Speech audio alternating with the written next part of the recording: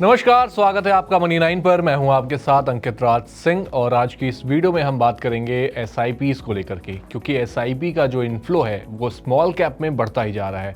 आपको बता दें कि स्मॉल कैप का एयूएम जो है उसमें एसआईपी का बहुत ही बड़ा अब दबदबा यहां पर बनता हुआ नजर आ रहा है। ये जो डेटा है हम आपको मार्च 2024 का बता रहे हैं। मार्च 2024 में स्मॉल कैप एयूएम में एसआईपी का शेयर करीब 51% तक पहुंच गया, जो कि मार्च 2019 में करीब 42.7% पर था। यानी कि 5 सालों में जो एसआईपीज़ जो आ रही हैं उनका ज़्यादातर हिस्सा जो है वो कहीं ना कहीं स्मॉल कैप में ही लगता हुआ यहाँ पर नज़र आ रहा है। और आपको बता दें कि मिड कैप फंड्स में अगर हम एसआईपी शेयर की बात करें तो करीब 46% का उनके पास यहाँ पर शेयर मौजूद है। यानी कि टोटल जो एसआईपीज़ के जरिए जो पैसा आ रहा है उनमें से 46% जो पैसा है वो मिड कैप फंड्स में लग रहा है। और साथ ही लार्ज कैप और फ्लेक्सी कैप के लिए ये जो आंकड़ा है वो 43% और 38% पर यहाँ पर कायम है।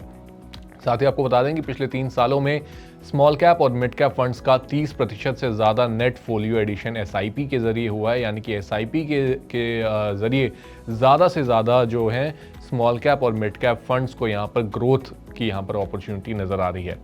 अब समझते हैं कि आखिर रिटेल इन्वेस्टर्स को एसआईपी इतना ज़्यादा पसंद क्यों है। तो देखिए, म्यूचुअल फंड्स में निवेश करने के 2 तरीके होते हैं, पहला लमसम और दूसरा एसआईपी। लमसम में आप एक बार में एक मुश्त पैसा जो है वो बाजार में डालते हैं, और एसआईपी के जरिए आप हर महीने सिस्टमैटिक तरीके से आप जो है बाजार में निवेश करते हैं।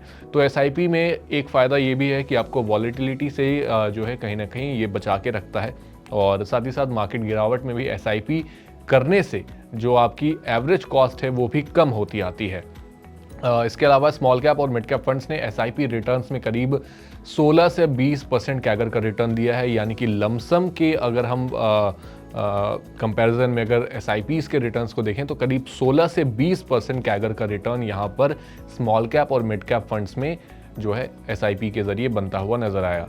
लेकिन हाँ, यहाँ पर रिस्क भी मौजूद है, लेकिन हाई रिस्क के बावजूद लॉन्ग टर्म में इनकी जो ग्रोथ पोटेंशियल है वो लार्ज कैप से ज़्यादा ही रही है, ऐसा हिस्टोरिकल डेटा हमें बताता हुआ आता है। साथ ही जो सेबी की कुछ चिंताएं भी हैं और एसेट मैनेजर्स को लेकर के भी, और साथ ही साथ जिस तरीके से एसआईपी का इनफ्लो कहीं ना कहीं स्मॉल कैप की तरफ बढ़ता जा रहा है उसको लेकर के सेबी की चिंताएं भी हैं। सेबी ने मार्च 2024 में स्मॉल कैप वैल्यूएशंस को लेकर चिंता जताई थी। कई फंड हाउस ने इनफ्लो को रोकने या फिर लिमिट करने की योजना बनाने पर काम किया, और साथ ही साथ स्मॉल कैप फंड्स में बढ़ते निवेश की वजह से जो जोखिम है उसका भी खतरा यहाँ पर बढ़ता हुआ नजर आ रहा है।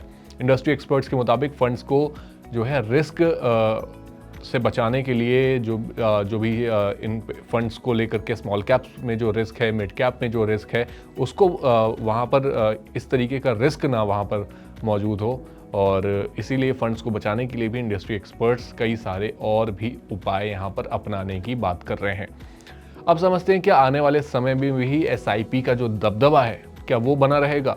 देखिए, एसआईपी अभी भी स्मॉल कैप और मिड कैप इन्वेस्टर्स की पहली पसंद है। मिड कैप में स्टेबल ग्रोथ और कम रिस्क के कारण जो है डिमांड काफ़ी ज़्यादा रहती है, और साथ ही साथ लार्ज कैप और फ्लेक्सी कैप में भी धीरे धीरे एसआईपी की हिस्सेदारी जो है वो बढ़ती जा रही है।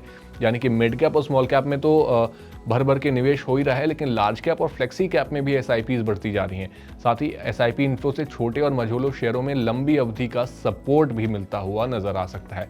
तो देखा आपने कि किस तरीके से एसआईपीज़ से जो पैसा आ रहा है वो पैसा ज़्यादातर जो है स्मॉल कैप्स में लग रहा है, उसके बाद मिड कैप में लग रहा है, उसके बाद कहीं जाके लार्ज कैप और फ्लेक्सी कैप फंड्स में लगता हुआ नजर आ रहा है। आप अपना एसआईपी का जो पैसा है वो किस फंड में निवेश करते हैं? क्या आप भी स्मॉल कैप में निवेश कर रहे हैं, या किस तरीके से आपने इसको डाइवर्सिफाई कर रखा है?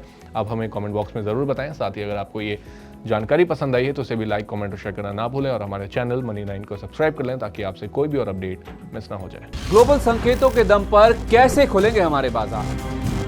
क्या कह रही हैं खबरें और ब्रोकरी रिपोर्ट्स? किन शेयरों में बनेगा पैसा? बाजार खुलने के बाद क्या खरीदें, किन शेयरों को करें पोर्टफोलियो से बाहर?